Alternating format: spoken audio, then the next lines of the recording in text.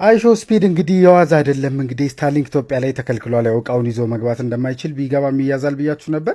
ስለዚህ ሌላ እቃ ግን ይዞ ገባ። እዚህ እስከላይ እንደምታዩት ቲቪው የምትባል ዲቫይስ ቦርሳው ላይ አድርጎ ከስልኩ ጋር አገናኝቶ ካሜራማኑም እሱን ይዞ አይታችኋል። እንግዲህ ስለዚህ እሱ ምንድን ነው የቴሌቪዥን ዩናይትድ የሚባለው እንግዲህ የስታርሊንክ ኔትወርክ ምናምን አይደለም፣ ራሱን የቻለ ኔትወርክ የሚሰጥም ዲቫይስ አይደለም። ግን በውስጡ ከ4 እስከ 16 ሲም ካርዶች ድረስ መያዝ ይችላል። ስለዚህ የተለያዩ ሲም ካርዶችን 4G 5G ሲም ካርድ ብዙ ታስገቡበትና ሁለቱ ሲም ካርድ በጣም ቢንቀራፈፍ በቃ ሃይ ስፒድ ወደሆኑ ሲም ካርዶች ይጠቀማል ማለት ነው። ስለዚህ በጣም ብዙ የሲም ካርዶች ስብስብ ለምሳሌ አሁን የሳፋሪም የኢትዮ ቴሌኮምም ሌላ ፕሮቫይደርም ካለ እዛ ሀገር ውስጥ የተለያዩ አይነት ኔትወርኮችንም አንድ ላይ ሲም ካርድ ያስገባና እንግዲህ ዲቫይሱ የተሻለ የሚለውን ኔትወርክ እየመረጠ ኢንተርኔት አክሰስ ያገኛል ማለት ነው።